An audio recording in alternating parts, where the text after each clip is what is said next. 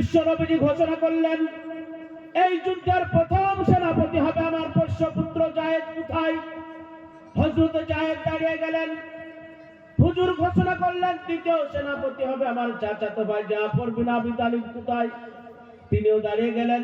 হুজুর ঘোষণা করলেন, তৃতীয় সেনাপতি হবে আব্দুল্লাহ বিন রওহা। কোথায়? তিনিও দাঁড়িয়ে গেলেন। হুজুর বললেন, এই তিনজনের হ্যাঁ, ও ঠিক আছে। হুজুর পর পর তিনজনের নাম ঘোষণা করলেন। তার মানে হুজুর হযরত জিবরাইল আমিন মারফত জানতে পেরেছিলেন যে যুদ্ধের ময়দান থেকে তিনজনের একজন আর বাড়ি ফিরে আসবেন না। তাই আল্লাহর রাসূল সাল্লাল্লাহু আলাইহি ওয়াসাল্লাম সাহাবায়ে কেরামগণকে ঘোষণা করলেন, ওগো আমার পেয়ারা সাহাবারা, তোমরা আপন আপন বাড়িতে গিয়ে নিজের স্ত্রীর কাছ থেকে, সন্তানদের কাছ থেকে, মাতা পিতার কাছ থেকে, আত্মীয় স্বজনের কাছ থেকে জীবনের মতো শেষবারের মতো তোমরা বিদায় নিয়ে চলে এসো। কারণ তোমরা যে রোম থেকে ফিরে আসবে কোনো গ্যারান্টি নাই। সঙ্গে সঙ্গে প্রথম সেনাপতি হযরত যায়েদ দাঁড়িয়ে গেলেন। বলেন, ইয়া রাসূলুল্লাহ, ইয়া হাবিবাল্লাহ, আপনি আমার পিতা। হযরত আয়েশা আমার মাতা। বলে, হুজুর আপনি যখন যুদ্ধের জন্য আমাকে সেনাপতি রূপে ঘোষণা করেছেন, তখন আমি স্বীকার করে নিয়েছি যুদ্ধে যেতে হবে। অতএব আমার কারো কাছে পারমিশনের দরকার নাই, অনুমতির দরকার নাই। বলে, হুজুর গো, আমি যুদ্ধে যাওয়ার জন্য প্রস্তুত, যুদ্ধ যাওয়ার জন্য রেডি। বলেন সুবহানাল্লাহ। এদিকে দ্বিতীয় সেনাপতি হযরত জাফর বিন আবি তালিব রাদিয়াল্লাহু তাআলা আনহু, তিনি বাড়িতে চলে গেলেন। বাড়িতে যাওয়ার পরে স্ত্রীকে লক্ষ্য করে বলেন, ওগো আমার প্রাণের বিবি, আমার দিনের নবী যুদ্ধের জন্য আমাকে সেনাপতি রূপে ঘোষণা করেছেন। অতএব বিবি গো, আমাকে যুদ্ধে যেতে হবে। বিবি, জীবনে যদি তোমার কোনো অন্যায় করে থাকে, ভুল করে থাকে, বিবি গো তুমি আমাকে মাফ করে দাও। আর জীবনের মতো শেষবারের মতো বিবি আমাকে বিদায় দিয়ে দাও।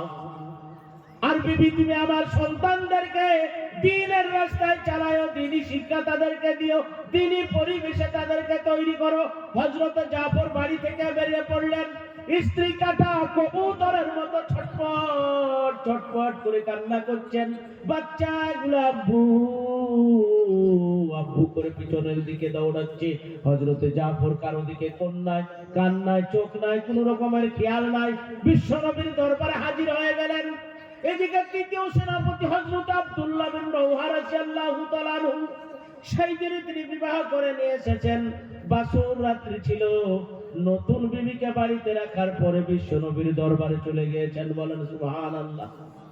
বিশ্বনবীর দরবারে যাওয়ার পরে সেনাপতি নিযুক্ত হয়ে গিয়েছেন। হযরত আব্দুল্লাহ বিন রওহা বাড়িতে আসেন। রাস্তা থেকে দেখেন নতুন বিবি ঘরের ভিতর বসে পবিত্র কোরআন পাকের তেলাওয়াত করছে জোরে জোরে। বলেন সুবহানাল্লাহ।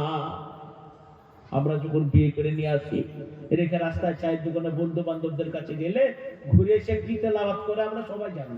কিন্তু সাহাবারা কোরআনের সঙ্গে তাদের এত একাত্ম ছিল, এত মহব্বত। নতুন স্ত্রীকে রেখে আল্লাহ রাসূলের দরবারে গেছেন। হযরত আব্দুল্লাহ বিন রওহা এসে দেখছেন বিবি ঘরে বসে বসে কি কোরআন পাকের তেলাওয়াত করছে। হযরত আব্দুল্লাহ বিন রওহা বলেন, ওগো আমার প্রাণের বিবি, কোরআন তেলাওয়াত করা বন্ধ করো, একটু আমার কথাই কান দাও। বলে, বিবি আজ কি আমি তোমাকে বিবাহ করে নিয়ে এসেছি, আমি তোমার মনের আশা পূর্ণ করতে পারলাম না, তোমার হক আদায় করতে পারলাম না। বলে, বিবি আমার দিনের নবী আমাকে যুদ্ধের জন্য সেনাপতি রূপে ঘোষণা করেছেন, অতএব আমাকে যুদ্ধে যেতে হবে। বিবি গো, আমি তোমার হক আদায় করতে পারলাম না, মনের আশা পূর্ণ করতে পারলাম না। বিবি গো, আমাকে মাফ করে দাও। আর জীবনের মতো শেষবারের মতো বিবি আমাকে বিদায় দিয়ে দাও। হযরত আব্দুল্লাহ বিন রওহার প্রিয়তমা স্ত্রী, একদিনের স্ত্রী বলেন, ওগো আমার প্রাণের স্বামী, আমার দিনের নবী আপনাকে যুদ্ধের জন্য সেনাপতি রূপে ঘোষণা করেছেন। আর আপনি ঘরের ভিতর আমার সঙ্গে আনন্দ করবেন, আমাকে আনন্দ দেবেন, আমি আপনাকে আনন্দ দেব। এটা আমার মতো মহিলার জন্য শোভা পায় না। তবে স্বামী গো, আপনি একবার ঘরের ভিতরে আসুন, আমি একবার প্রাণ ভরে জান ভরে আপনার পবিত্র চেহারাখানা দেখে নিই।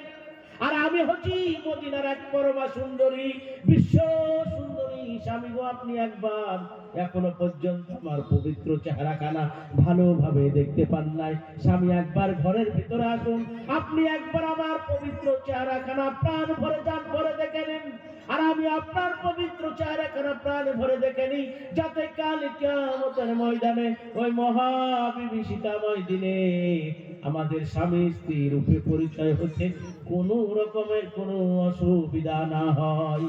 হযরত আব্দুল্লাহ বিন রাওহা রাস্তা থেকে আওয়াজ দিয়ে বলেন, ওগো আমার প্রাণের বিবি, ওগো আমার একদিনের বিবি, প্রিয়তমা বিবি, সুন্দরী বিবি, আমার শাহাদাতের পর তুমি যদি ধৈর্য ধারণ করতে পারো, সবুর করতে পারো, আল্লাহ রাব্বুল আলামিন তোমার আমার পরিচয় জান্নাতুল ফেরদাউসে স্বামী স্ত্রী রূপে করিয়ে দিবেন।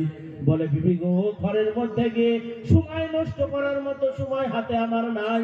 বিবি, তুমি আমাকে মাফ করে দাও, জীবনের মতো শেষবারের মতো বিদায় দিয়ে দাও। হযরত আব্দুল্লাহ বিন রাওহা এবার বেরিয়ে পড়লেন, আল্লাহর রাসূলের দরবারে গিয়ে হাজির হয়ে গেলেন। আল্লাহর রাসূল 3000 সাহাবায়ে কেরামগণকে নিয়ে মুতার প্রান্তে পাঠিয়ে দিলেন। রোমকদের 1 লক্ষ সেনা রেডি, পিছনে আবার 1 লক্ষ সেনা আসছে। দুর্ধর্ষ ভাবে যুদ্ধ শুরু হয়ে গেল, তুমুল যুদ্ধ। যুদ্ধ করতে করতে প্রথম সেনাপতি হযরত যায়েদ রাদিয়াল্লাহু তাআলা আনহু শহীদ হয়ে গেলেন। বলেন সুবহানাল্লাহ। সঙ্গে সঙ্গে ইসলামের কালেমা লিখিত পতাকাকে হযরত জাফর ডান হাত দিয়ে খাড়া করে ধরলেন। কাফের তার তরবারির আঘাত ডান হাত কেটে পড়ে গেল।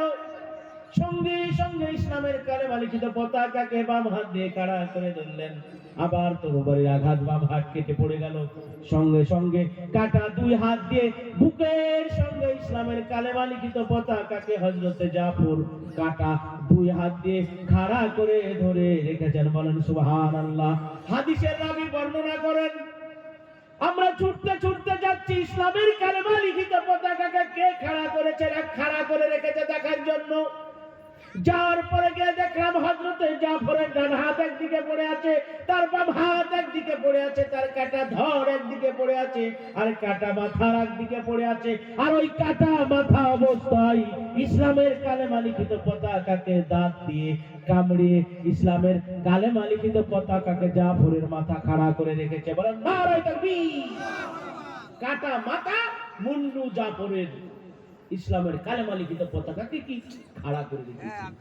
রাবী বর্ণনা করেন, হযরত জাফরের মাথা থেকে পা পর্যন্ত একত্রিত করলাম, চুমা খেলাম, তারপরে দাফন করে দিলাম।